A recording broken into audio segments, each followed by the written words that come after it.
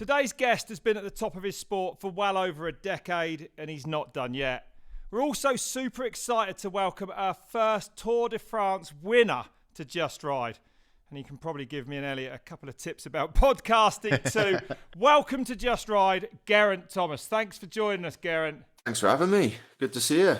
Amazing to have a Tour de France winner on the show. That's true. Yeah. Never in my life. No. Geraint, I mean, Rob said it in the intro, but you won Olympic gold in 2008, and here we are in 2024, and you're going to be leading the Ineos Grenadiers in the Giro d'Italia. Did you ever think that you would have such a long career? No, 100% not. I think when I won the Tour in 18, I signed a contract for 3 years, and I kind of thought that could be the last one. And then, well, since then I've extended twice. So I was pretty sure I was going to stop end of last year, and then I've just still been enjoying it. You know, still love riding my bike, still pushing myself. The family are happy where we are, so I thought, why not? If someone's going to pay me to do this, it's not a bad life.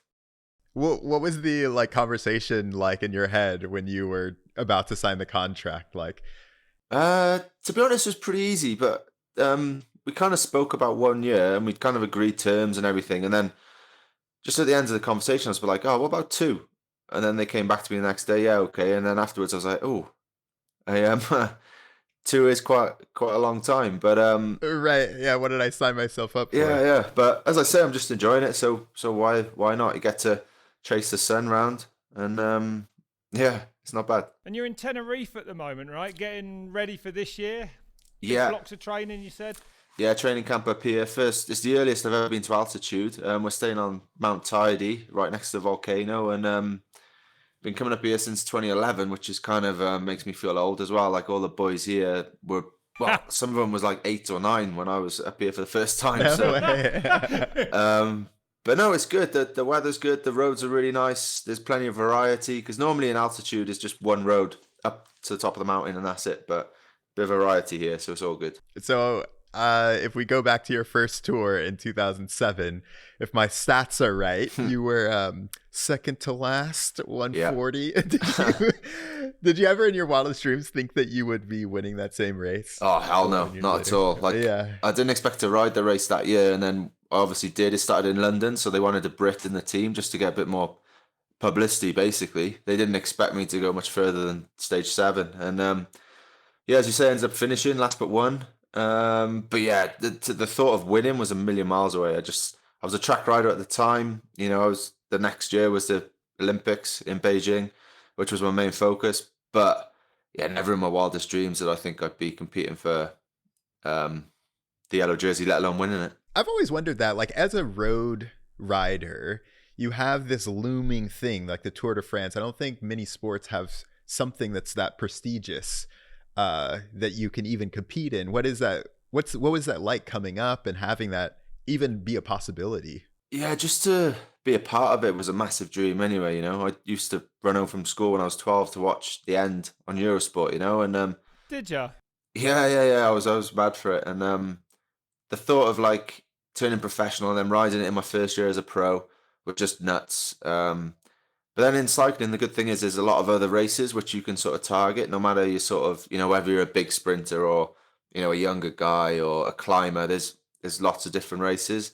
The Tour is the pinnacle, but then there's a lot on the way up. And through my career, I've kind of built up through 1-day races to then shorter stage races, like 5-7 days. And then, yeah, it gradually progressed through the years and ended up targeting the Grand Tours and the Tour de France, stuff like that. But that's a bit old school now anyway, kind of progressing slowly.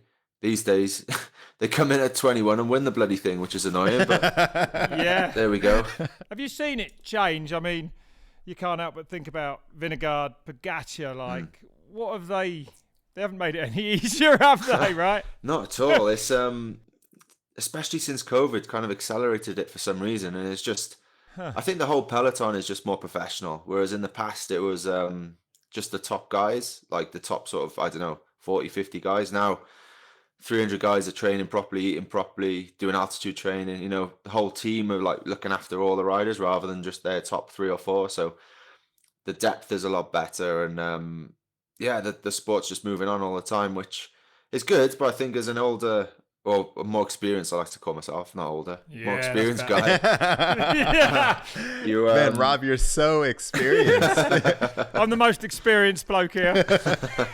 you just got to adapt with it as well, you know. And I think if I was stuck in like, oh, this is what I did 10 years ago, then I wouldn't be able to compete anymore. You have to sort of roll with it a bit. So Do you enjoy that? Do you enjoy changing things up? Do you enjoy, like, you know, trying to stay on the pace, really? yeah, I do. You know, I've changed like training locations a few times in my program a bit, but it is quite hard to, you know, when you've done something for so long, you have a set way and a belief of doing things, and to change that with regards to like training or nutrition. You know, I ate a certain way for so long to then suddenly start eating a lot more on the bike, and it's when you eat and the timing of it. You know, it all makes sense in the science and you believe in it, but at the same time, to actually do it is still, it's not just easy. You don't just change overnight, you know, but No. I have to force myself to do it. But yeah, I definitely like mixing it up is probably why I've done it for so long as well, really. I'm in my 18th year as a pro bike rider now. So Wow. if I did the same thing for 18 years, for sure I would have stopped by now. Yeah. Can you talk about some of those like younger riders coming up? I mean, there's I think one of the most high profile of Remco Evenepoel. Yeah, so he's super talented Belgian guy, and he basically turned pro straight out of the junior category, which is quite rare anyway. And then he was winning pro races straight away, big pro races, and just kind of, well, I started calling him the little bastard, and Why? because he's a little bastard, basically. Like, it shouldn't be that easy, you know. But the problem is, once it's translated into Belgium or Italian or Spanish, I think they take it a bit more seriously. So Yeah, right. my humor sort of lost a bit on them. So I don't think they know how to take me a lot of the time. But he's a good kid, but it's just annoying, you know. It took me like 10 years to start winning big, but everyone's different, eh? Yeah. Who have been some of your favorite people to ride against, like if you think back across your career? Well, when I first started out, like when I was watching the tour, like Jan Ullrich was a massive. He won in '97, the '97 Tour de France, and that was when I first started watching it. So I always looked up to him, and then he was the underdog. He kept getting beaten by Lance Armstrong all the time. So, you know, being Brits, Ulrich was amazing. you love the underdog, don't you, as a Brit? So Yeah. I always looked up to him, and I went on a training camp with T-Mobile. They had a little development sort of squad, and I rode with him, met him a few times, and then when I turned pro in '07, I did one race with him, a one-day race in Germany, and just riding behind him, like, oh my God, like he was like my hero, you know, and to be racing with him was just unreal.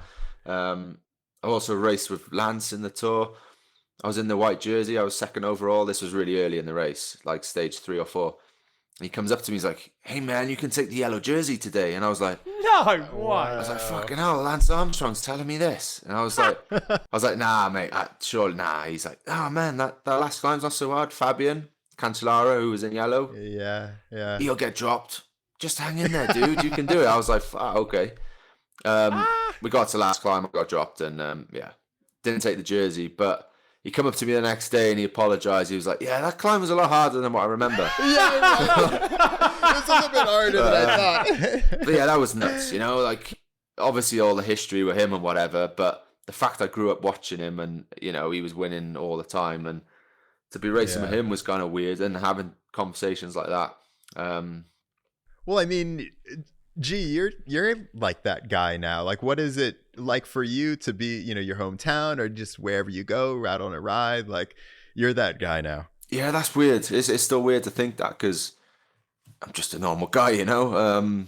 But yeah, back in Cardiff is, you know, I can walk to the corner shop for some milk and everyone's sort of like looking at you a bit like, and I don't ever want to say like, yeah, it's me, you know. Yeah, I'm kind of a big deal. What can you do? And then they're like, oh, mate, you just got something on your nose, like, but yeah, that is kind of strange. And there's been riders as well, like when I've done some of the smaller races, younger riders come up to me like, oh, it's been a pleasure to race with you, like I've looked up to you, blah blah blah. And that's kind of like what I was like with Ulrich. So it's kind of weird to think that people see me in that same light, because I certainly don't see myself like that. Yeah. Are you comfortable with it? I mean, is it something you like, or would you rather just be like older, as in going back in time, Geraint? You know, when no one before you'd won the tour. We call it experience. Experience. Rob. No, no, I meant going back in time before you won the tour. Was life easier than after you won the tour? No, I certainly wouldn't change it. It is nice, although, you know, every coffee shop here we have some people coming up and wanting a picture. But at the same time, like, I don't mind that either, because, you know, when they're polite and stuff, it's fine. And it feels nice, you know. Like, and I remember someone, I can't remember who it was, a Welsh sportsman from back in the day, and he's like, "Oh, yeah, once you're retired and people stop asking you for your photo, that's when you realise, like, it was actually a good time when you were performing and doing well." So just try and live in the moment and embrace it, you know. Yeah. It was funny. I was with my mom, and I was at a bike park or whatever, and somebody had come up to me and was like, "Hey, are you Eliot or whatever?" And I was like, "Yeah." They left, and she was like, "Enjoy it while it lasts." It's so true. Yeah, you've got to make the most of it. Yeah. Well, it won't last forever, but it might for you, Tour de France true winner. That. Yeah. So, geez, speaking of Tour de France, we kind of love to give our guests an overview of different disciplines of cycling, and we thought it'd be great for you to just explain what the tour is. I think everyone knows, but just explain the format and what the idea of a grand tour, I guess. Well, so it's basically over 3 weeks. You get 2 rest days. You race for 21 days. And yeah, you go over the Alps, the Pyrenees. You got the northern part of France, which can be like quite windy and flat. Sometimes you can do cobbles. It's just a mixture of everything. And obviously it's the pinnacle. You know, every bike rider on that start line is in their best shape. So it's kind of like an annual sort of world championships, you know, and just the media and everything around it, the frenzy, like the fans, like every day there's, you know, it's just lined, especially if it starts outside of France, like it started in the UK a few times. And the roadside is like normally in a race, there's a race for the breakaway. And once the breakaway is formed, it's generally an agreement you stop for a pee. But whenever the tour starts outside of France, I did say that, right? It's like, yeah, it's a gentleman's agreement that everyone stops, right? Yeah. No way. Yeah. Actually, they all looked like I was mad in another podcast when I said everyone stops if someone needs a wee. Yeah. Like obviously you can do it off the bike as well, but if you can stop, you know, everyone's stopping, you stop. But once it's outside of France, you can't without peeing on someone's foot. You know, it's just people lined the whole way, so it's just mad. And that's the tour. It's just like chaos. It's like a soap opera, you know. Every day there's a story, whether in the sprint something's happened or a mountain day or someone's done this or that. Like, it's just, and the frenzy is just mad, and it's tenfold to any other race, really. Can you give us a little, like, paint a little picture of what it's like to be in different parts of the peloton? Like, if you're in the middle of the peloton, what does that feel like? Or at the front? He's or always like... at the front. He's always at the front. Yeah, of course. Yeah, we do ride in the front a lot, but yeah, we do, of course. Yeah. The front is safer, right? Yeah, that's the main thing. That's the main reason, you know, it's safer. Like, if there is crashes or dangerous sections, there's less people in front of you. So if someone crashes, you know, it's a higher percentage that they'll be behind you, basically. At the back it's nice at times to just chill out, but at the same time, when you're going around corners, if it's a technical section, that elastic sort of, the guys in the front are accelerating out as you're still decelerating coming into the corner, so it can be quite hard at the back. In the middle, you're sheltered, but the risk is just a bit higher.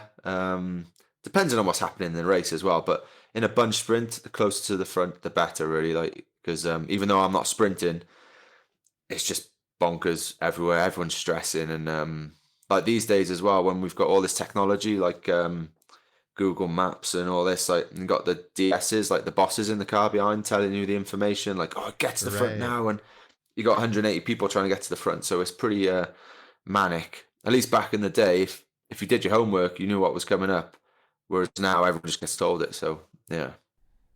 Is it sounds like there's not really that much time you can relax, even on the flats, like on the big flat stages with a massive peloton. You see all these huge pile-ups, and it's hectic, isn't it, start to finish? Yeah. It used to be more chilled, but these days it's basically full on from kilometer zero from the start till the end. So it was just just kind of see it as 4 or 5 hours, whatever it's going to be, of concentration. You used to be able to have a chat with your mates or whatever, but now it's just fully, you're in the zone for 4 or 5 hours and then you chat afterwards, you know. That's just the way it is. And you've seen it change in your time in the peloton. It's changed so massively, it sounds like. Oh yeah, 100%. It's completely different. There's like as if it's junior or under 23 racing now. There's sort of less respect for each other as well. Yeah, it's like everyone just like goes where they want, chopping each other up a bit. Whereas before you'd fight for position, but it'd be a bit more calm. Whereas now it's just bonkers and it's that respect and sort of that hierarchy in the peloton. Not that was, it kind of was a good thing, like in a certain way, but now it's just every man for himself, dog eat dog, which you just got to join them, haven't you, really? Get stuck in. Yeah. What, I guess from a layman's point of view, what goes on tactically? Like you mentioned, you have the team car and they're telling you to be at the front at different times. Like what do tactics look like in the peloton? In the Tour, there's so much going on, especially once you get like 2 weeks into the race, because there's 4 different jerseys. The yellow jersey for the overall, there's a polka dot, the red spotty one for the climbers jersey. There's a sprint jersey, which is green, and a young rider white. There's also a team classement, and there's obviously the race for the stage as well. And so there's so much going on. You kind of need to know what each team are sort of trying to do.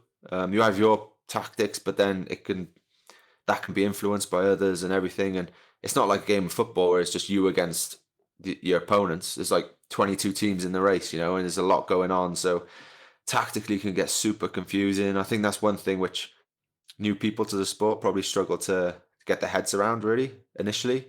And it's a team sport. Like that's another thing that people kind of, my wife's nan always used to say to me, why did you stop with 150 meters and let that Cavendish guy come past you? But he kind of had to explain, but I was helping him get in the right position so he could sprint and win. It's like, but you were winning. Why'd you stop? Yeah, you could have done it. Yeah. So that team aspect is different as well, really unique, really, because we train alone, really. Like it's all individual. The training, you live all over the place. Yeah. Like we don't. Obviously, there's a few of us based in the same areas, but you never join up as a full team. That's the unique thing about cycling, really. It's real individual in getting ready for the race, but then you race as a team. So. And how does it work when you get to, say, the Tour de France, right? So the team's there and you can't win, right, without a really strong team around you. Is it like in 2018 when you won, was it like, right, Geraint's the best here, we're all going to support him? Or does it unfold as the race goes on and you kind of earn that like team leader spot? How is it? Yeah, I had to earn that spot because Froome was part of the team and he'd won it 4 times previous and he was going for his 5th. And they didn't actually say that till like stage 19 or something, when I was like, bloody hell, guys, it's been obvious most of the race. But yeah, thanks. Yeah, because you were I remember now, you were looking after him, but you could see that you were stronger. That's right, isn't it? Yeah, so the first time was like in 2015. Like that's when I thought, oh, actually, I can do something myself, because I was working for him, and then by stage 19, I was still 4th, and then I cracked and ended up 15th or whatever. But I was like, oh, if I look after myself, maybe I could do something, So get to 18, he wanted to win his 5th. I won the stage on like stage 11 and 12, and went into the yellow jersey. But he still really wanted to win, so he was still wanting to attack, and which was kind of strange in the team, when you got your teammates sat like a metre away from you on the bus, wanting to attack you to get the jersey that you hold. Yeah. Does it get tense? It didn't too much. It was just mad. I was in the best shape at that point I'd ever been in, and mentally was just in a real good place. And I was just like, I just keep doing what I'm doing. Like, why should anything change? Keep doing the basics and the fueling and all this, and didn't really think too much about Froome. Maybe it was a blessing that I was a bit older at that point. If I'd been 5 years younger, I might have sort of got a bit cracked or overwhelmed by it. But it was a strange situation looking back, but I just stayed in my own little world really, and knew the team was super strong, and just keep doing what I'm doing basically. And at what point, you said it was like stage 19, like what did it feel like? Like, what was the conversation like when So everyone was like, yeah, maybe we should? It was after the last mountaintop finish, and then we had another quite hard stage, a time trial, and then the finish. So, but after that last mountaintop finish, I walked onto the kitchen truck, because we basically have a truck with the kitchen and the dining room on there, so the chefs can make the food and it's easy and all this. Proper divas we are, and I wasn't gonna say anything, but that's all good.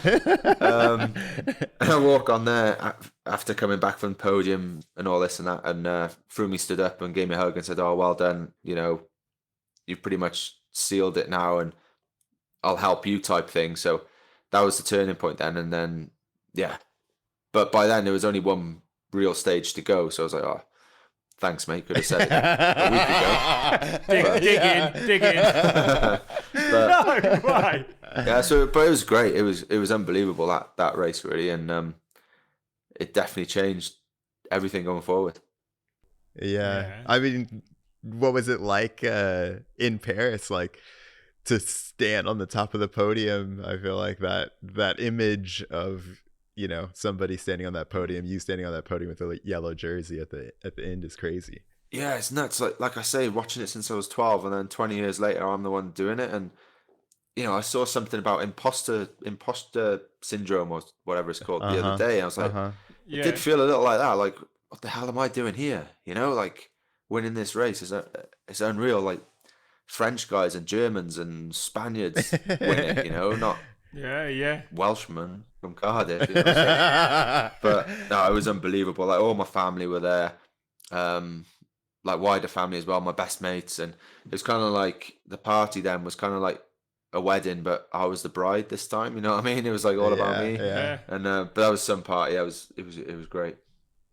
Do you have a special memory from that race? I mean, stage 11 that year was insane. Yeah, that first stage win on the mountaintop was big, and then the next day to back it up and win up Alpe d'Huez in the yellow jersey, which no one had done before, was insane really, and it just couldn't really get my head around it. It's still weird to think of really. It's like the most iconic climb in the race, the Alpe d'Huez, so to win up there in yellow was unreal. And then obviously the TT, I just remember the last 500 meters. So Nico Portal was the DS at the time. Sadly he's passed away now, but I remember asking on the radio, like, "Nico, have I won the Tour?" And he was like, "Yes, J." He called me J. He was French. He couldn't say G. Yeah. He was like, yes, Jay, you've won the Tour." And I was just like, it was just, that feeling was just unreal, and crossed the line. And then I saw my wife, who, she didn't tell me she was coming. The team had flown her out. They flew a private jet as well. I was like, mate, I haven't even been on a private jet.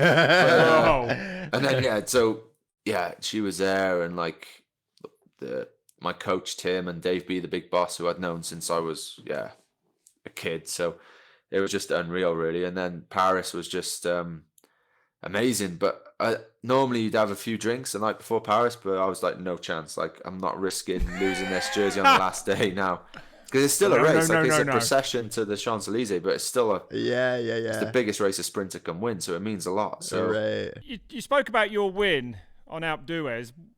I guess it might have brought back some amazing memories to see your teammate, young Tom Pidcock, do the same last year. What was that like for you to watch?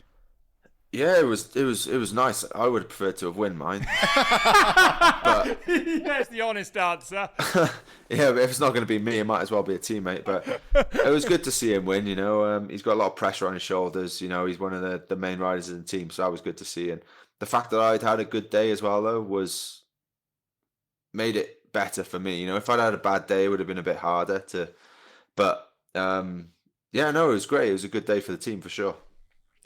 And I feel like in 2022 you got that podium, and I feel like it kind of showed everyone that you could still compete in Grand Tours, but the focus, I feel like, it's kind of shifted to the Giro. Is that right? Yeah, like I've been on every step of the Tour podium. The Giro was something I'd crashed out of a couple of times for no fault of my own, but yeah, those things happen in cycling. So I wanted to go there. Went there in 23 last year, and yeah, I just got so close. But after the start of the year I'd had, it was I took the positives from it really. The fact that, well, yeah, I missed about a good chunk of time from end of December till start of March was stop start. So to get back and be super competitive and almost win was a positive, but at the same time to lose by like 14 seconds was Yeah, how does that yeah. that was to Roglic, like what does that feel like, I guess? Like obviously it feels bad, but like what does that come down to? Is it just is it one moment? Was it just 14 seconds over the course of those 3 weeks? Yeah, it's hard to say. I guess it was all down to that TT, and he had a worldie of a day, and I didn't. Basically, I was still second on the stage, so it wasn't like I had a terrible day. But yeah, it's just one of those things, really. But it's mad to think, 3 weeks of racing, like over 80 hours, and it comes down to 14 seconds. But that's the way it goes. Is the Giro a very different proposition to the Tour de France, like in the route and the actual riding of the bike, or is there massive similarities between all the Grand Tours? Well, it's obviously not quite as big, but Yeah. the weather can be a lot more changeable. The roads are a bit more crazy. Are they? Not as smooth, a lot rougher. And the Giro organisers like to put in a few like crazy little sections, like a little narrow road before the finish, or a little climb or descent, and the roads can be quite slippery. So it's a bit more not as predictable, really. Still, quality of the field is still super high for the top sort of 5 or so on GC. I mean, or top 10. But yeah, the Grand Tours, like 3 weeks of racing is hard. Whatever country you're in, really. Yeah. Even if you're winning, is it hard? Even if you're winning, like, do you feel it? It makes it a lot easier for sure. On the head, but yeah, you just kind of get in that frame of mind. It's a weird sort of, you take it day by day and you don't think too far ahead. Otherwise, yeah, just like a long climb, you don't see an hour climb as like, I've got an hour of this now. You try and break it up into sections and stuff, and that's exactly how you treat a Grand Tour as well. You have your phases of it, and then in those phases, then it's every day, and you just have your plan for that day and the nutrition and everything, and you stick to the basics. And it's quite boring, like, to say it, but that's kind of how I get around it, really. And gee, one thing I've always wondered, in road racing, all of you guys train so hard. What separates, somebody like you from somebody who gets 50th or, never goes for a tour win? Because feels like everyone is working so hard. Yeah, I think the top few are definitely separated by, physiologically, like you say, is pretty close, really. I think it's just the mental side of things, I believe, in any sport, really. Once you're at the very top, the margins are so small. I think it's mentally how you deal with the pressure, how you sort of treat it away from the race as much as anything else. Like if you're there stressing, like using up all this energy, I think that can affect you by the time you get to racing. So, and what does that mean mentally? Like, I guess in some sports, it's easy for an outsider to tell what a good mindset is. Maybe I take more risk, or there is more mistakes to be made. But what does like a good mindset look like in road racing? Is it like the ability to handle pain, or? Yeah, I think so. I think it's just not panicking early when it is hard, or if you're suffering, just staying in that zone, so to speak. And for me as well, I don't know, it sounds a bit simplistic, but I just don't think about things too much, to be honest. Sure. Like, that might be the best approach. Yeah. Just roll with so. it, especially since winning the Tour, that's chilled me out a bit more again, because it's like I've achieved that massive goal that I've wanted to. Like, my dedication and the trying to do it again certainly hasn't like wavered, but it's more just I'm just like, I don't have anything to prove. Get out there and just keep working hard, and risk it a bit as well. Like, I think that sort of comes into it as well. Sometimes when you're trying to do something, to take that little risk, you might be it depends on how you are as a person, but you might be less willing to take it, really. Right. Yeah, it's super interesting. Like, the more we've done this block of podcasts recently, and all of these top athletes are so chill. Yeah. Like in all of the different sports, and it's so funny because I think from the outside you would imagine it being the opposite. Like, do you feel like that? The better you've gotten, the more you can let go, I guess. That's the right way to put I it. think so. Like I said earlier, it's weird, but in the tour I won, I was kind of like the most chilled I felt I've been at a race yet. Chilled. I'm leading the tour. Like, you're leading the biggest bike race in the world and you might win it. But Right. obviously I didn't think of that. As I said, you think of the next day, and I was just kind of like, yeah, well, I've won 2 stages. I'm in the yellow. Keep doing what I'm doing. They're not going to grow a third leg overnight, so Totally. just keep doing it. Yeah. I've heard that, like, what are the mind games that kind of get played? Because if do you ever put on like a poker face to make somebody think that you're suffering a little bit more than you are? Yeah, you definitely try and sort of stay poker face most of the time. Fortunately, I kind of have that easier than most, I think.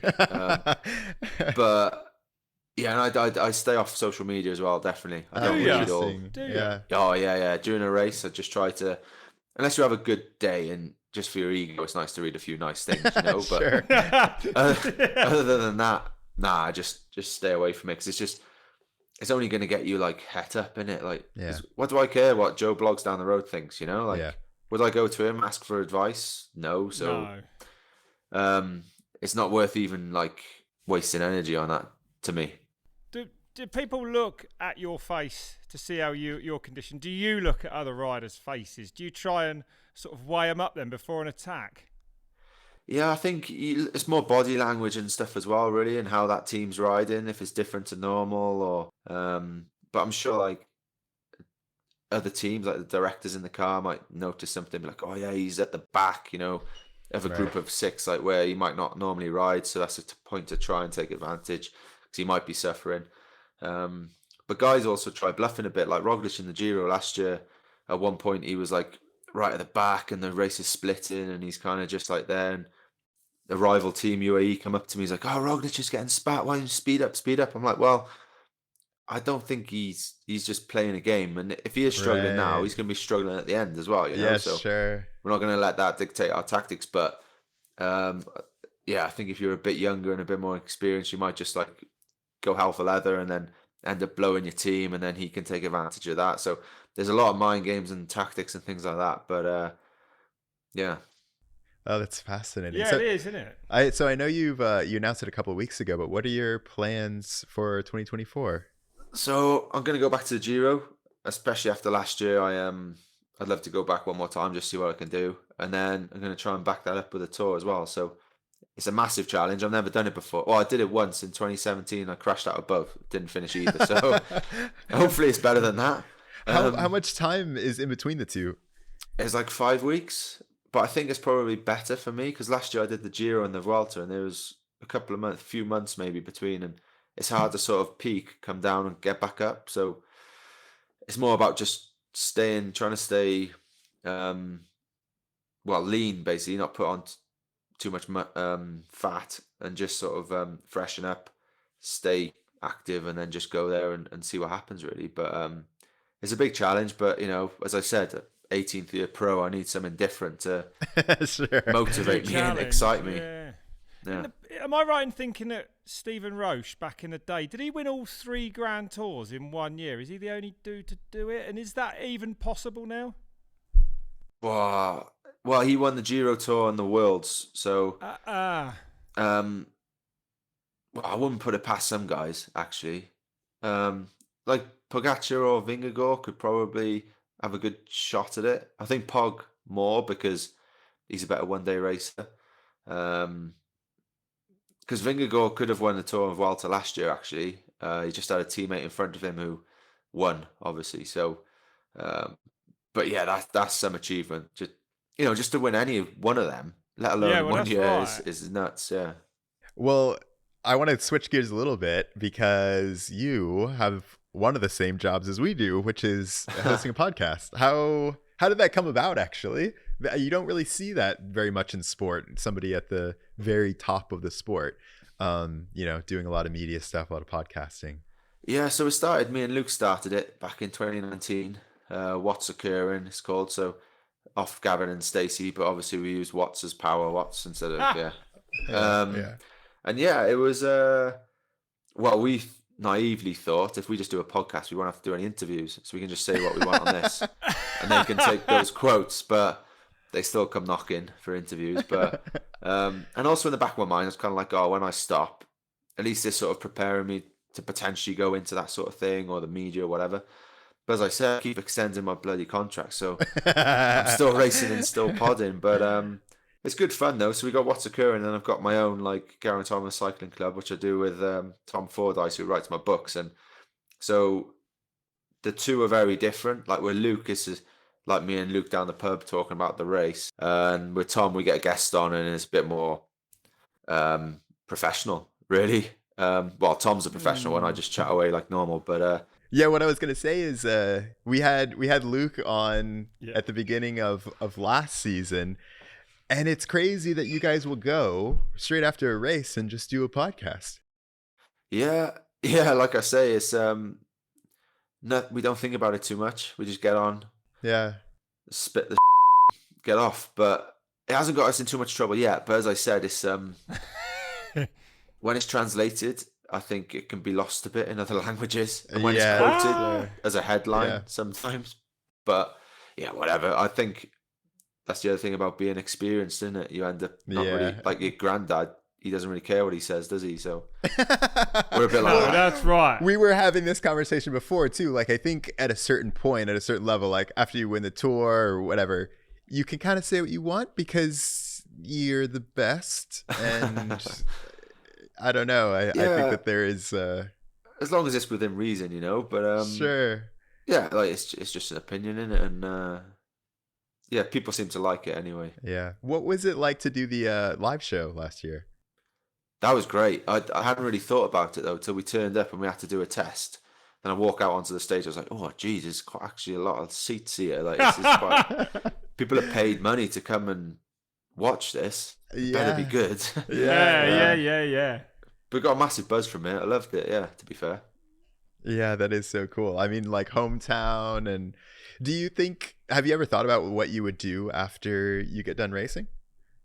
A little. I don't really know, to be honest. I have thought about it. I haven't come up with an answer, but I think, podcasts and those live shows were great fun. So to continue that would be good. But I'd love to stay in the sport as well, part of the team in some way. I definitely wouldn't want to be a DS though, the guy in the car calling the shots, because they're away so much. But stay involved in the sport in some way. I don't know in what capacity, mind, but. What are the big things that you feel like you want to kind of like tick off? I've always wondered, as I say that, like for somebody like you who is known for Grand Tours, won the Tour, how do you think of one-day races like Olympics or world champs and stuff like that? Yeah, like the Worlds are always in a bad time of year, like in September, which I'm never good in September for some reason. But I've won E3, which is quite a big race in Belgium, but the main monuments I've always fallen a little short. Like I've been top 10 numerous times, but just that last little bit. But I'd love to go back and do them one more time because they're great races. They're what I grew up watching as well, and grew up racing in Belgium as a junior. So yeah, I'd love to go back there. But when it comes to like what I want to do is kind of just be competitive and enjoy my racing and enjoy the final 2 years.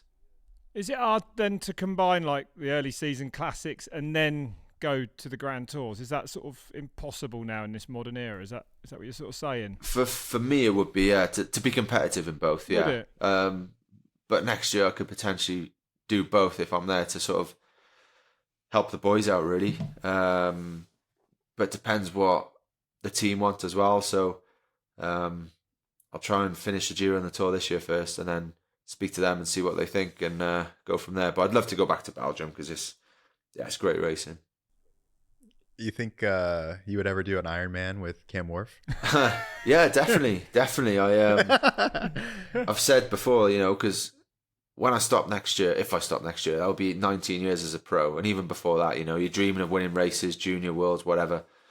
So to stop and not have anything to sort of like look forward or like as a goal and something to really sort of like try to achieve. It'd be weird. So I think for my mental health more than anything, I think if I have a big goal like an Ironman, it would be something to get me out of bed in the morning. So I'd love to do one for sure. Are you likely to finish Paris-Roubaix and then just casually run a half marathon back to your hotel? Or? Nah, no chance. I won't be doing that. No way. Or I couldn't believe that. That blew my mind, that did. He's a special guy because he's been on the pod as well, right? Cam. Yeah, he was unbelievable. Yeah, I bet that took some editing though. He can talk. I love it. Well, man, G, I know you got to get going, run to some meetings, busy guy. Thank you so much for coming on. It's like such a pleasure. So cool to. Yeah, thanks, Geraint. We don't to often get to speak to someone who's won the Tour de France, man. And, for it to be someone as down to earth as you is absolutely incredible. So thank you. Cheers, guys. Appreciate it. Thanks for having me. Well, we just spoke to Geraint Thomas. Wow. That was an unbelievable moment. I've only ever seen him on the crazy. telly, and there he is on my telly today. It's it's one of those things, like, it feels like maybe a little bit meta, but it feels weird, interesting to talk about great sporting moments with the person that experienced them. Like, you're having a conversation about a great sporting moment, and when he's talking about, riding up Alpe d'Huez, and then I can picture that, and I'm having the conversation at the same time. The experience. I don't know. Yeah, I know.